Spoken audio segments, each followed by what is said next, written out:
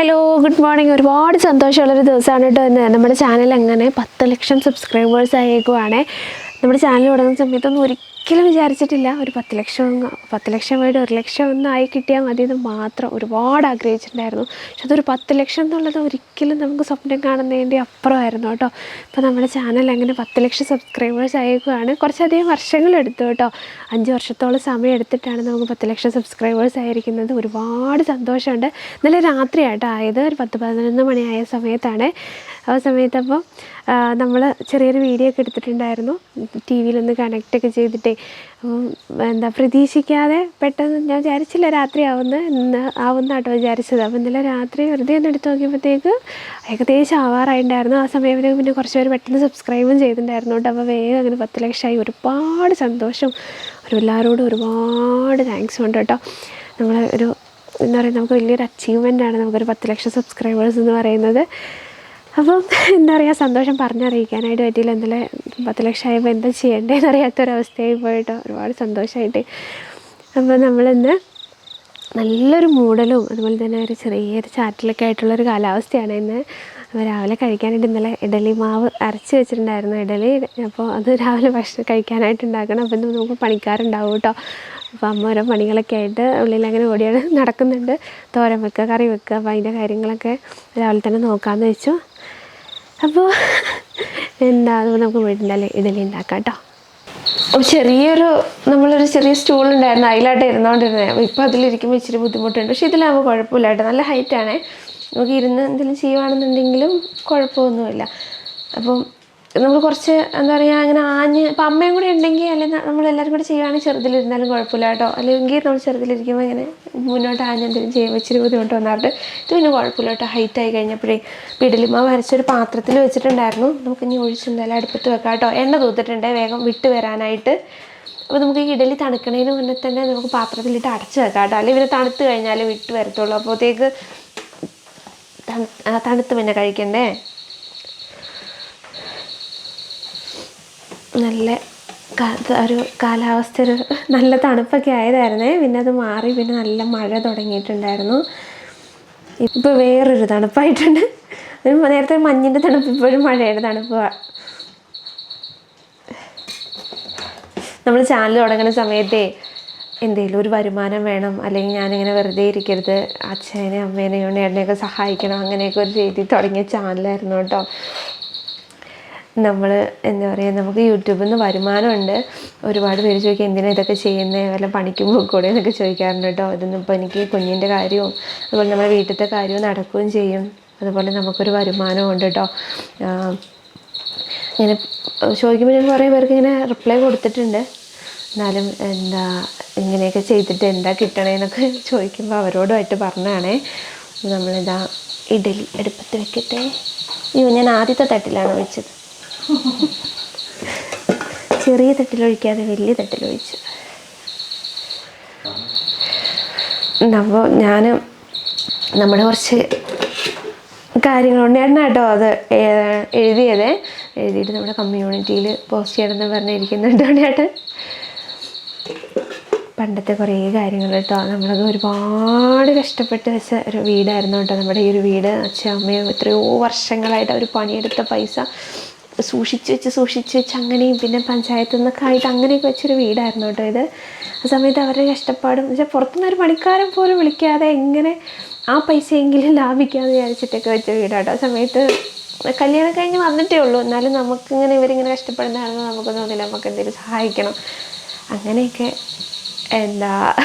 തുടങ്ങിയതാട്ടോ ഈ YouTube channel. ഇവരുടെ അച്ഛയുടെ അമ്മയുടെയൊക്കെ കഷ്ടപ്പാട് കൊണ്ടേട്ടൻ്റെയും കഷ്ടപ്പാടൊക്കെ കണ്ടിട്ട് എനിക്ക് എന്തെങ്കിലും ചെയ്യണമെന്ന് വിചാരിച്ച് തുടങ്ങിയതായിരുന്നു. അതിപ്പോൾ ഒരു 10 ലക്ഷത്തിലെത്തിയപ്പോൾ എന്താ പറയണ്ടേന്ന് അറിയില്ല.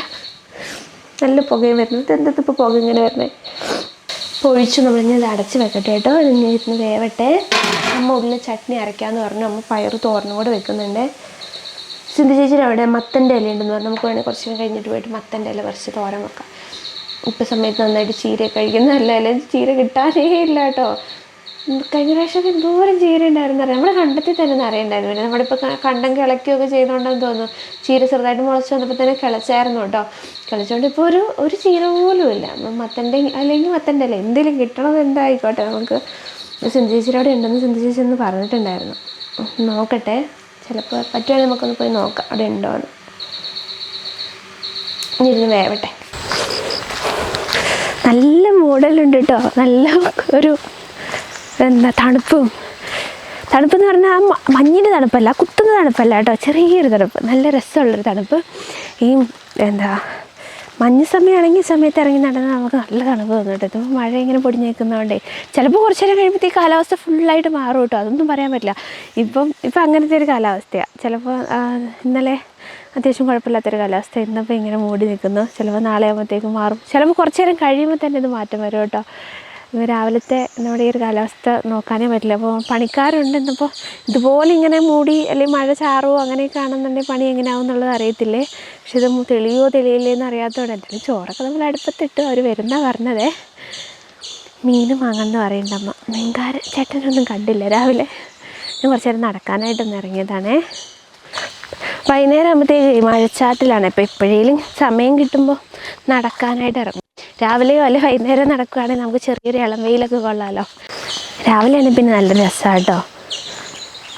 ഒരു കിളിയുടെ സൗണ്ടും ചെറിയൊരു തണുപ്പും. വൈകുന്നേരം ആകുമ്പോൾ മഴയാണെന്നുണ്ടെങ്കിൽ പിന്നെ നമുക്ക് നടക്കാൻ പറ്റില്ല. അല്ലെങ്കിൽ ചെറിയ തണുപ്പ് ഇറങ്ങും കേട്ടോ. വൈകുന്നേരം ആകുമ്പോഴും മഞ്ഞിൻ്റെ തണുപ്പ്. കുഞ്ഞ് എഴുന്നേറ്റിട്ടില്ല, അത് നല്ല ഉറക്കുക.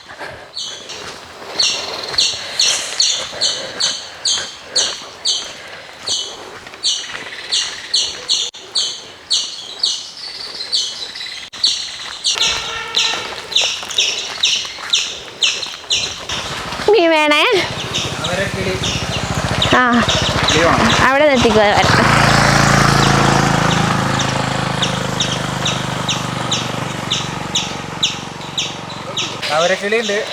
അമരക്കിളിയോ?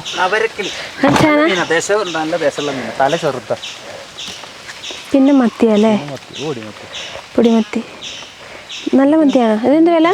അത് മത്തി 1.5 കിലോ 100. ഇതൊന്നും പോവല്ലേ.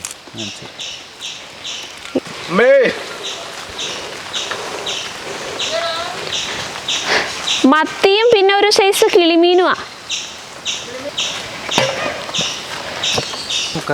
വേണ്ട, അവരെന്തോ ഒരു ടൈപ്പ് കിളിമീനും പിന്നെ കുഞ്ഞ് സൈസ് മത്തിയാട്ടോ.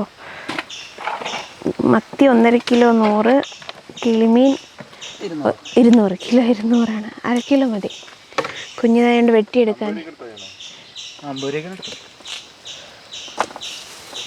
വെട്ടണ്ടോണ്ട് ചേട്ടാ. വേറെ കവറിലിടണേ ചേട്ടാ.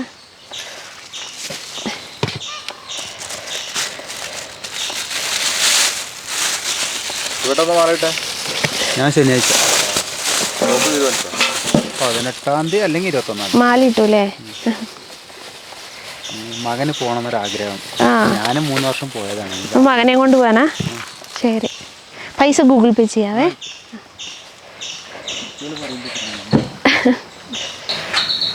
നമ്മുടെ ഇഡ്ഡലി ആയിട്ടുണ്ട് കേട്ടോ. നടക്കാനൊക്കെ പോയി കഴിഞ്ഞ് വന്നപ്പോഴത്തേക്ക് ഇനി ഇത് എടുക്കട്ടെ. എടുത്തിട്ട് നമുക്ക് കഴിക്കാം.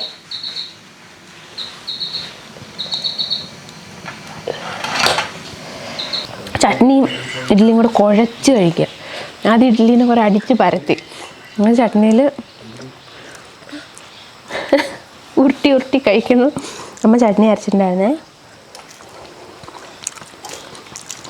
വേഗം കഴിക്കണം കേട്ടോ. എന്താ ചട്നിയാണ് വേണ്ടേ?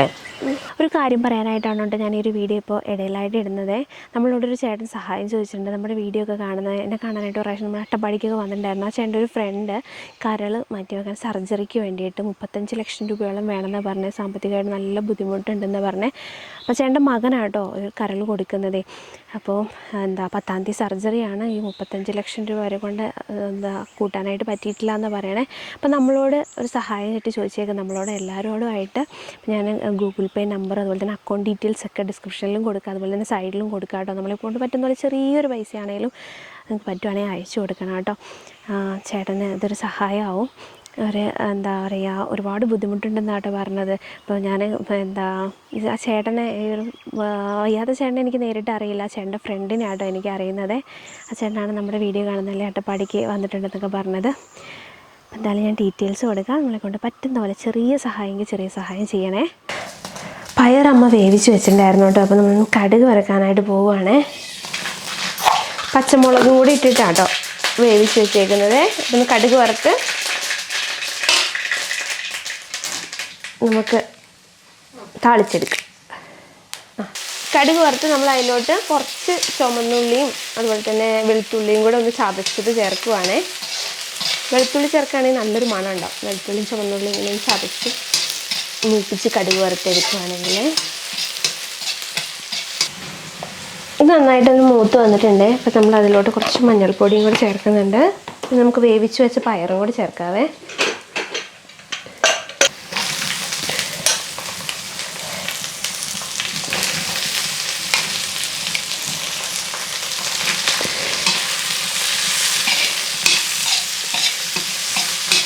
ഇതിലോട്ട് തേങ്ങയും കൂടി ചേർക്കുവാണേ.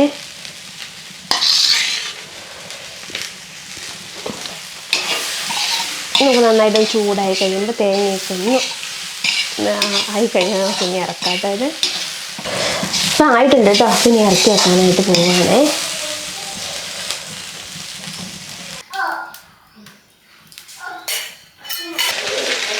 നമ്മൾ മത്തി വറക്കാനായിട്ട് പോവുകയാണേ.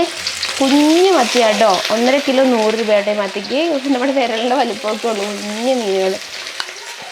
കുറച്ച് മത്തി, 1/2 കിലോ മത്തി വറക്കാനായിട്ട് വാങ്ങിയത്. കുറച്ച് വെട്ടി വറക്കുവാണ് കേട്ടോ. അപ്പോൾ ഉച്ചത്തേക്ക് അതേ ചട്ടി തന്നെ കേട്ടോ മത്തി വറുത്തെടുക്കുന്നത്. ഇതാകുമ്പോൾ കരി ആവത്തില്ലല്ലോ, കഴുകാൻ എളുപ്പമാണ് ഇതിൻ്റെ ചട്ടി.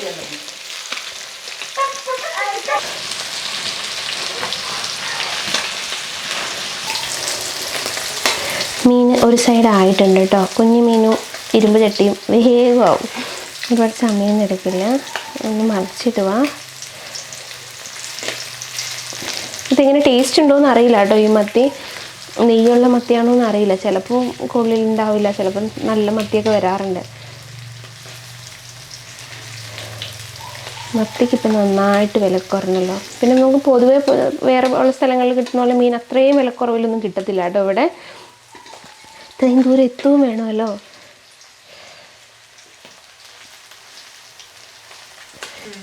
മീൻ ആയിട്ടുണ്ട് കേട്ടോ. അപ്പം ഇനി ഇറക്കി വെക്കാനായിട്ട് പോവുകയാണേ.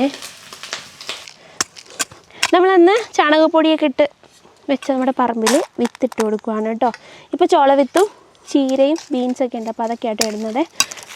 മഴയൊക്കെ മാറി ഇത്രയും ദിവസം അത്യാവശ്യം മഴയുണ്ടായിരുന്നു. ഇന്ന് മഴ കുറച്ച് കുറവുണ്ട്. അപ്പോൾ ചോളവും ചീരയും ബീൻസും ഒക്കെ ഇട്ട് കൊടുക്കുക.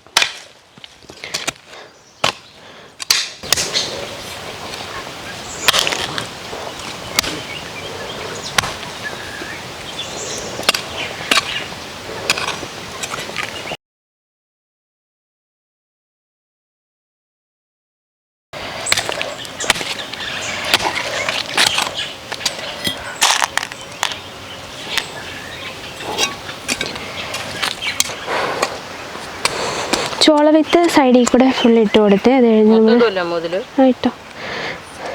പിന്നെ നമ്മൾ ചീര വിത്ത് ഈ സൈഡിൽ കൂടെ ഇട്ട് കൊടുത്തു കേട്ടോ. ചീരയുടെ വിത്ത് ഒരു സൈഡിൽ മാത്രമായിട്ടാണ് ചീര വിത്ത് ഇട്ടത്. പിന്നെ ഈ ഒരു നമ്മുടെ ഇവിടെ ഫുള്ളായിട്ട് ചോളവും നിരത്തി ഇട്ട് കൊടുക്കുക കേട്ടോ. ചാണകപ്പൊടിയൊക്കെ കുറച്ച് ദിവസം കിടന്ന് മഴയൊക്കെ നനഞ്ഞ് വളമില്ലാത്ത മണ്ണാണ്. അപ്പോൾ ഒരു ഇച്ചിരി ഇപ്പോൾ വളമൊക്കെ ആയിട്ടുണ്ടാവും.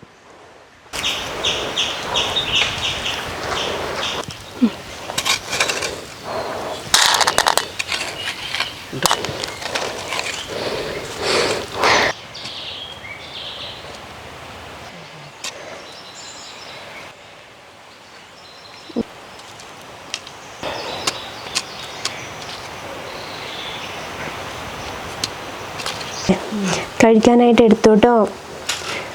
പയർ തോരൻ വെച്ചതും മത്തി വറുത്തും അമ്മ മീൻ കറി വെച്ചിട്ടുണ്ടായിരുന്നു, അതും എടുത്തു. കഷ്ണം മാത്രം എടുത്തുള്ളേ. ഇന്നലത്തെ രസം ഉണ്ടായിരുന്നു, അപ്പോൾ രസം കൂട്ടാൻ വേണ്ടിയിട്ടാണ് കേട്ടോ. മീൻ കറിയുടെ ചാറെടുത്തില്ല. രസം ഭയങ്കര ഇഷ്ടമാട്ടോ ഇപ്പോൾ, എന്താണെന്നറിയില്ല. രസം കഴിക്കാൻ എരിവ് കഴിക്കാനുള്ള ഇഷ്ടം കൊണ്ടെന്ന് തോന്നുന്നു.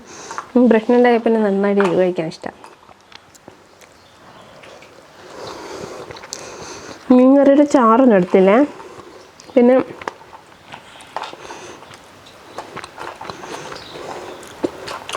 മത്തി കുഴപ്പമില്ല കേട്ടോ. പീരയൊക്കെ വെക്കാനായിട്ട്, തോരൻ വെക്കാനായിട്ട് നല്ല മത്തിയാണ്. കുഞ്ഞു മത്തിയായിട്ട് മുള്ളിന് കട്ടിയില്ലാത്ത വറുത്താൽ രസമുണ്ട്. കഴിക്കട്ടെ കേട്ടോ ഇനി.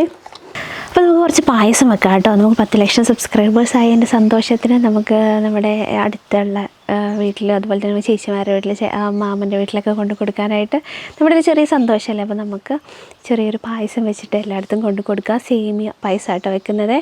അപ്പം ഉണ്ടേണ്ട അതിൻ്റെ സാധനങ്ങളൊക്കെ വാങ്ങിക്കൊണ്ട് തന്നിട്ടുണ്ടായിരുന്നു. അപ്പോൾ നമുക്കൊന്ന് അതൊക്കെ ഒന്ന് ഒടിച്ച് വറുത്ത് വേഗം തന്നെ വെക്കാമല്ലോ. സേമിയ പായസമാണെങ്കിൽ വേഗം വെക്കുകയും ചെയ്യാമല്ലോ. അപ്പം സേമിയൊക്കെ ഒന്ന് ഒടിച്ചെടുക്കാവേ. സേമിയ പായസമാണെന്നുണ്ടെങ്കിൽ പിന്നെ എല്ലാവർക്കും ഇഷ്ടമാണ് കേട്ടോ. എപ്പോഴും നമ്മൾ സേമിയ പായസം വെക്കുമ്പോൾ കുറുകാതിരിക്കാൻ വേണ്ടി കുറച്ചേ എടുത്തിട്ടുള്ളൂ കേട്ടോ. ഇതൊക്കെ പാല് കുറച്ച് അധികം വാങ്ങിയിട്ടുണ്ടേ. സേമിയ കുറച്ചേ ഉള്ളൂ. 600 ഗ്രാമിൻ്റെ 2 കവറാണ്. കുറഞ്ഞു പോകുമെന്ന് ഇനി അറിയില്ല കേട്ടോ.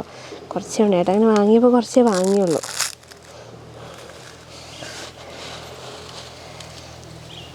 സേമിയ പായസം വെച്ച് കഴിഞ്ഞാൽ കുറച്ച് കഴിയുമ്പോഴത്തേക്ക് അല്ലെങ്കിൽ കുറുകിപ്പോവില്ലേ. നമ്മൾ ആ പാകത്തിന് വെച്ചാലും കുഴപ്പമില്ല. തണുക്കുമ്പോഴത്തേക്ക് ഭയങ്കരമായിട്ട് കുറുകി വരും. സേമിയ ഇത് ഒടിച്ചെടുത്തിട്ടുണ്ട്. നമുക്കിതൊന്ന് കൊണ്ടുപോയിട്ട് വറുത്തെടുക്കാം. സേമിയ വറുക്കാനായിട്ട് പോവുകയാണ്. കുറച്ച് എണ്ണ ഒഴിച്ചിട്ടുണ്ട്.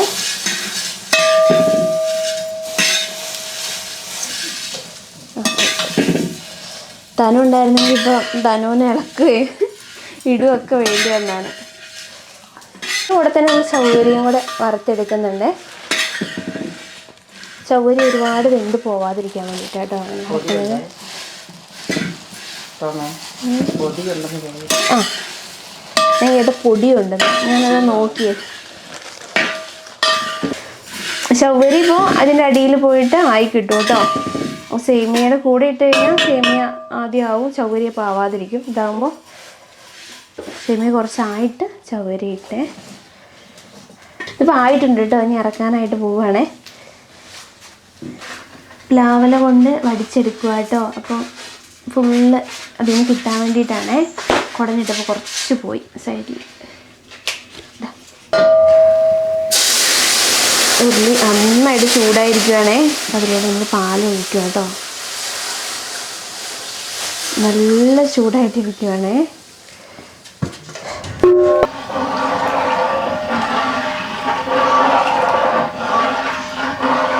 പാലൊഴിച്ച് തിളയ്ക്കാനായിട്ട് വെച്ചിട്ടുണ്ട്. ഞാൻ തിളച്ച് വരട്ടെ കേട്ടോ. ഒന്ന് ഇളക്കി കൊടുത്ത് തിളച്ച് വരട്ടെ.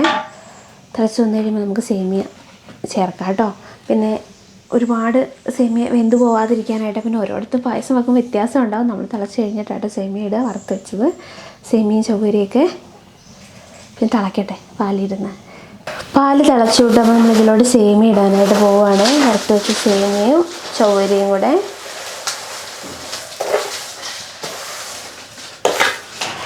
സേമിയ ഒന്ന് ഇതിൽ കിടന്ന് വേവട്ടെ കേട്ടോ. നമുക്ക് ഇളക്കി കൊടുക്കാം. അവിടെ അടിയിലൊന്നും പിടിക്കാതിരിക്കാനായിട്ട്.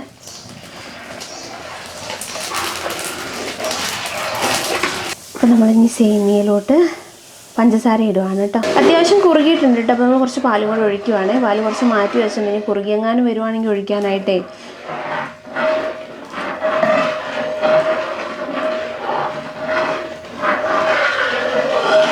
ഇപ്പോൾ കുറുകിയോണ്ട് നമ്മളിതിലോട്ട് പാല് കുറച്ചുകൂടെ ഒഴിക്കുക കേട്ടോ. നന്നായിട്ട് ഒഴിക്കുന്നുണ്ട്. ഒട്ടും ഇങ്ങനെ കുറുകി പോവാതിരിക്കാണ്. തണുത്ത് വരുമ്പോഴത്തേക്ക് സേമിയ നന്നായിട്ട് കുറുകുമല്ലോ. ഇപ്പോൾ പാലൊക്കെ ചേർത്ത് പായസം ഇതപ്പോൾ ആയിട്ടുണ്ട് കേട്ടോ. ഒന്ന് ചെറുതായിട്ടൊന്ന് ചെറിയൊരു തളയും കൂടെ വന്നാൽ മതിയേ. ചെറുതായിട്ട് തിളച്ച് തുടങ്ങി. ഒന്നും കൂടെ തിളച്ച് കഴിഞ്ഞാൽ ഇറക്കി വെക്കാം കേട്ടോ. അപ്പോൾ അണ്ടിപ്പരിപ്പും മുന്തിരിയും തേങ്ങാക്കൊത്തും വറക്കാനായിട്ട് അമ്മ ഇതാ ഉള്ളിൽ വറുത്തുകൊണ്ടിരിക്കുക കേട്ടോ. ഗ്യാസിൽ വറക്കുമ്പോൾ വേഗം അതൊന്ന് വറുത്ത് ചേർത്തങ്ങ് ഇറക്കാമെന്ന് വെച്ചു കേട്ടോ. അപ്പുറത്തെ അടുപ്പിൽ കുളിക്കാനായിട്ടുള്ള വെള്ളവും വെച്ചു. നല്ല തണുപ്പുണ്ട് ഇപ്പോൾ. വൈകുന്നേരമൊക്കെ ആയി കഴിഞ്ഞ് കഴിഞ്ഞാൽ അത്യാവശ്യം നല്ല തണുപ്പായി തുടങ്ങി. വെള്ളവും വെച്ചിട്ടുണ്ട് കുളിക്കാനായിട്ട്. അപ്പോൾ ഇനിയിപ്പോൾ അതാ തിളവന്ന് തുടങ്ങി. ഇനിയിപ്പോൾ തലശ്ശേരി ഇറക്കി വെക്കുക. നമ്മുടെ പായസം റെഡി ആയിട്ടുണ്ട്.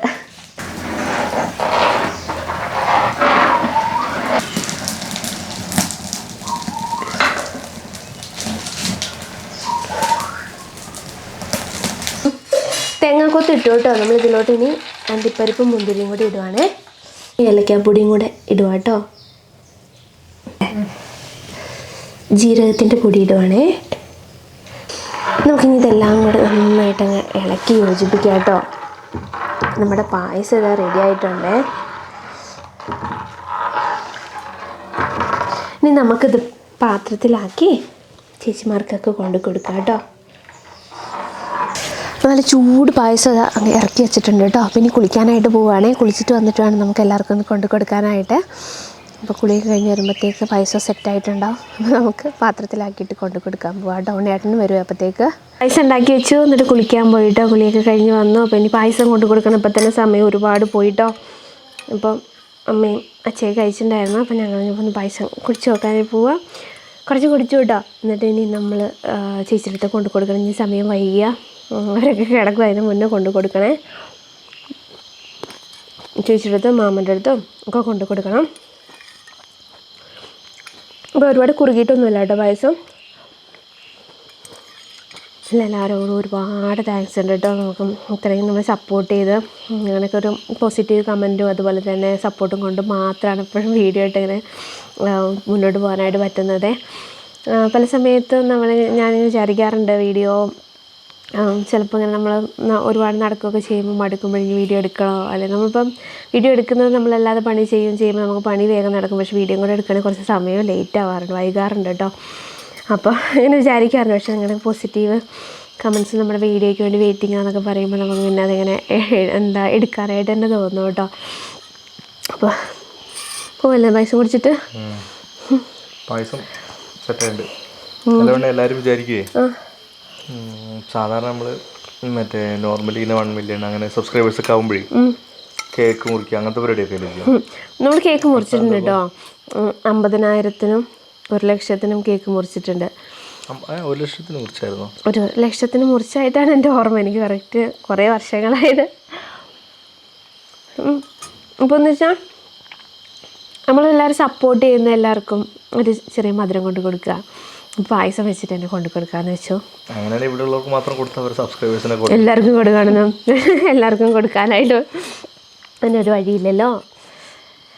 അപ്പോൾ നമ്മുടെ സന്തോഷം അല്ലെങ്കിൽ നമ്മുടെ ഒരു സ്നേഹം എല്ലാവരെയും അറിയിക്കുകയാണ് കേട്ടോ. നിങ്ങളുടെ സപ്പോർട്ട് കൊണ്ട് മാത്രമാണ് കേട്ടോ അങ്ങോട്ട് പോയി ഇങ്ങനെ മുന്നോട്ട് പോകാനായിട്ട് പറ്റുന്നത്. അല്ലെങ്കിൽ ചിലപ്പോൾ നമ്മൾ പണ്ടേ അത് കുറേ നമ്മൾ ചാനൽ തുടങ്ങി കുറേ കാലം കഴിഞ്ഞപ്പോൾ തന്നെ ഒരുപാട് പേര് എന്താ പറയുക നമ്മളെ ഡിമോട്ടിവേറ്റ് ചെയ്യാന്നൊക്കെ പറയില്ലേ, അതേപോലെ ഭയങ്കരമായിട്ട് താഴ്ത്തി കെട്ടിയ രീതിയിലൊക്കെ സംസാരിച്ചിട്ടുണ്ടായിരുന്നു കേട്ടോ. എന്തെങ്കിലും ജോലിക്ക് പോക്കൂടെ, എന്തിനാ ഇതിൻ്റെ പുറകെ നടക്കുന്നത്, ഇത് നീ ഇതൊക്കെ എല്ലാവരും ചെയ്യുന്നതാണ്, അങ്ങനെയൊക്കെയുള്ള കുറേ കാര്യങ്ങൾ പറഞ്ഞുകൊണ്ട് എന്നുവെച്ചാൽ നമ്മളെ അറിയുന്നവരും നമ്മളെ അടുത്തുള്ളവരൊക്കെ തന്നെ നമ്മളിങ്ങനെ ഭയങ്കരമായിട്ട് ഇതാക്കിയിട്ടൊക്കെ ഉണ്ടായിരുന്നു. അപ്പോഴൊക്കെ സത്യം പറഞ്ഞാൽ സത്യം പറഞ്ഞാൽ അതൊക്കെ പറയുന്ന സമയത്ത് കേൾക്കുന്ന സമയത്ത് ഒരു വിഷമമൊക്കെ തോന്നിയിട്ടുണ്ടേ.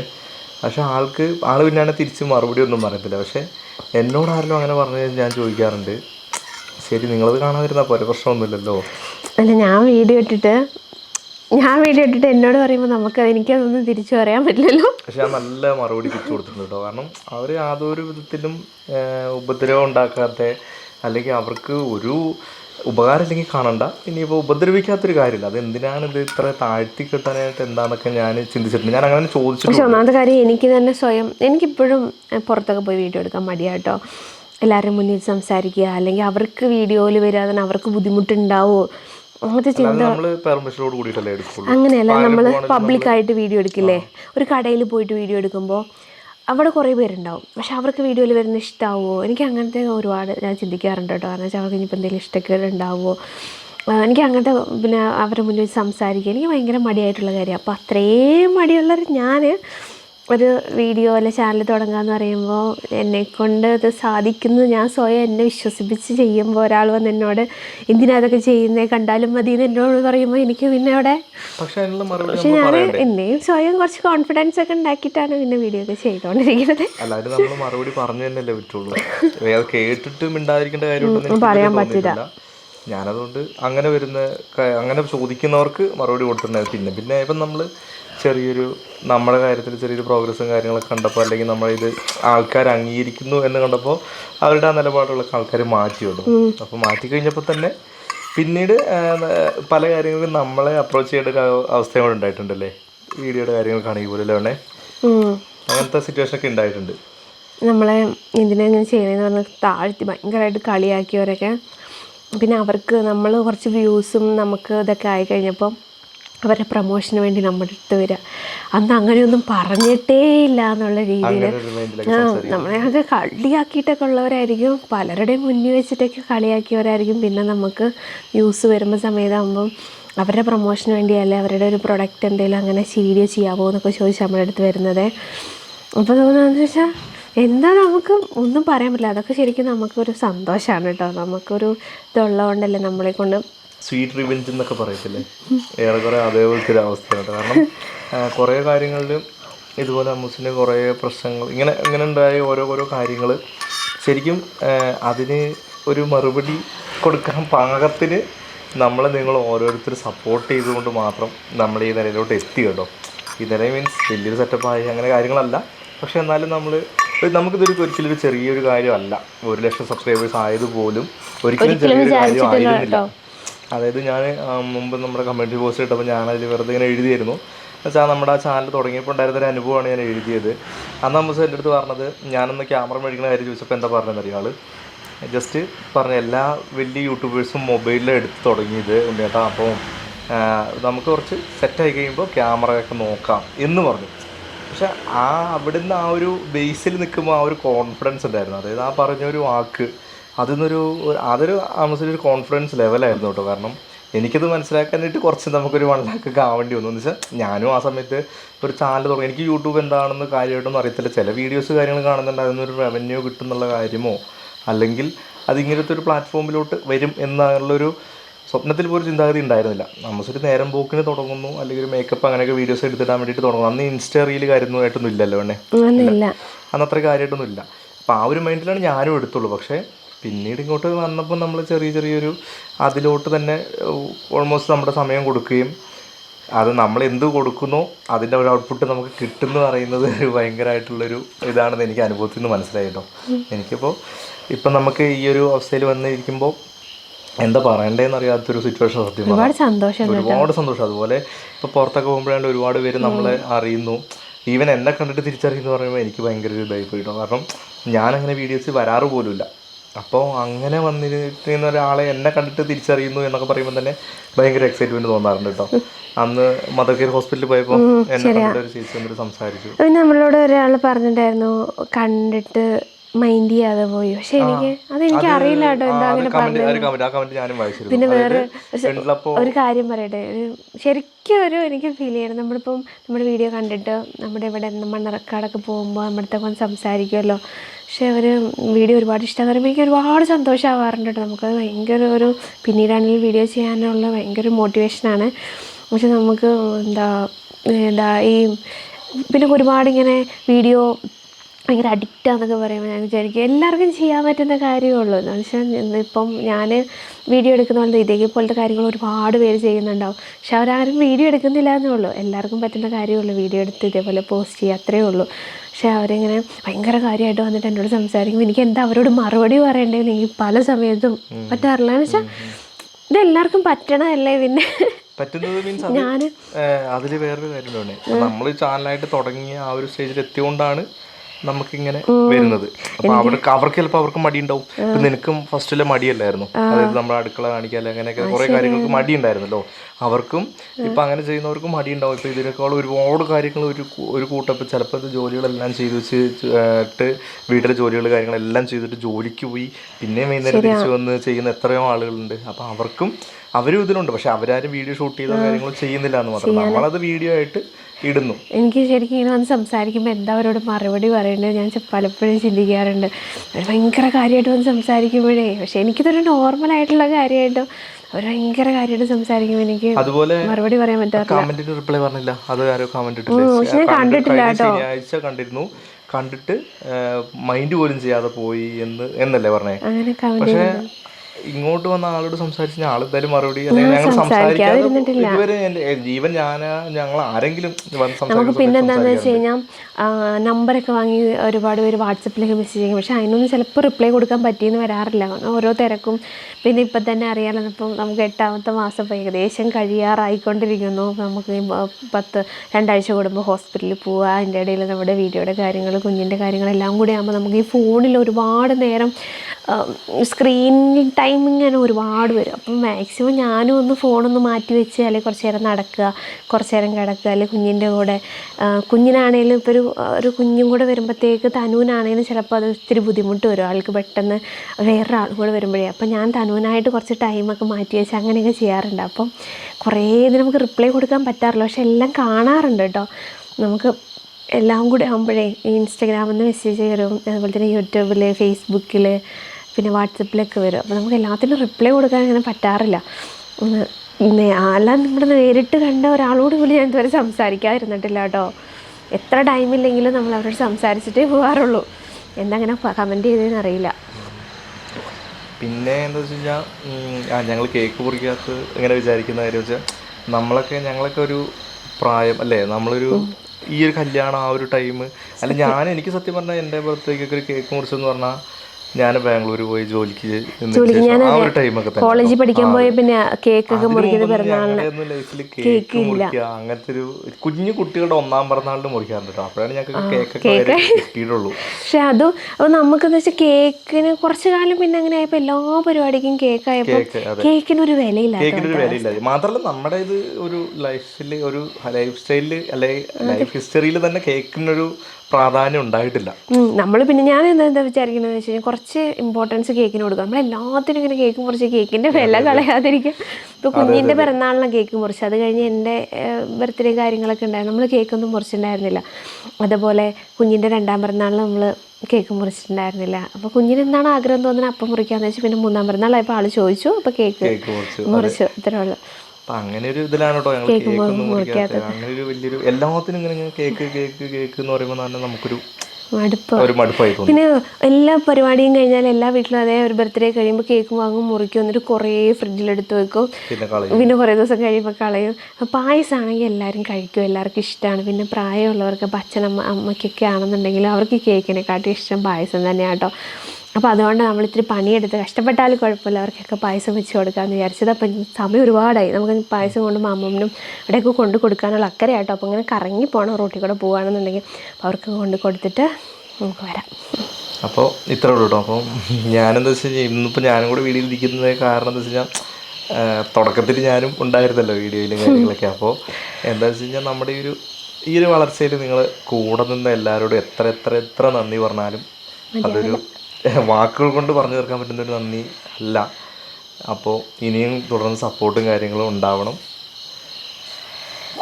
അപ്പോൾ നമുക്കിനി പോയിട്ട് വരാം. ഇപ്പോൾ പായസം പാത്രത്തിലാക്കാനായിട്ട് പോവുകയാണേ. വലിയ തവി ഇല്ല, അപ്പോൾ ഞാൻ വലിയൊരു പാത്രമാട്ടോ എടുത്തത്. അങ്ങനെ ഒഴിക്കാം.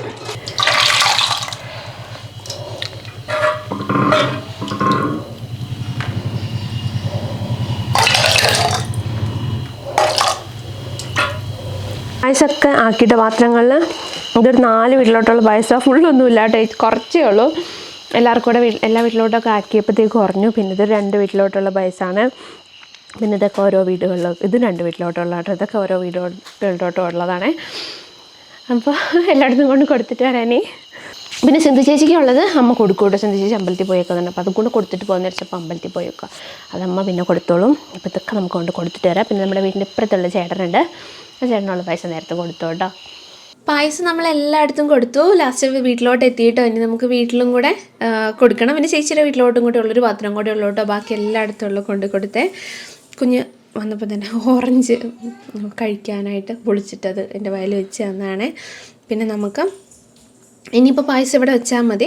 ഇവിടെ വല്യമ്മയുടെ വീട്ടിലോട്ടും ചേച്ചിയുടെ വീട്ടിലോട്ടൊക്കെ ഉള്ളത് അമ്മ കൊടുത്തോളൂ കേട്ടോ. അപ്പോൾ വലിയ പാത്രത്തിലാക്കി അങ്ങനെ ഇവിടെ കൊണ്ടുവന്ന് വെക്കുക. അപ്പോൾ അമ്മയും അച്ഛനും അമ്പലത്തിൽ പോയിട്ട് വന്നതേ ഉണ്ടായിരുന്നുള്ളൂ കേട്ടോ. ഒരു ഭക്ഷണം കഴിച്ച് കഴിഞ്ഞായിരുന്നു. ചേച്ചിമാരൊക്കെ ഏകദേശം കിടക്കുന്ന സമയമായിട്ടുണ്ട് കേട്ടോ. ഒന്നെങ്കിൽ ഫ്രിഡ്ജിലെടുത്ത് വെച്ചിട്ട് നാളെ കൊടുത്തോളും. അപ്പോൾ ഇത്രയേ ഉള്ളൂ കേട്ടോ നമ്മുടെ ഇന്നത്തെ വീഡിയോ ഇഷ്ടപ്പെട്ടാൽ ലൈക്ക് ചെയ്യാനായിട്ട് മറക്കരുത്, ഷെയർ ചെയ്യാനായിട്ട് മറക്കരുത്. അപ്പോൾ നമുക്ക് എന്തായാലും അടുത്ത വീഡിയോയിൽ കാണാം. Tata, bye, take care.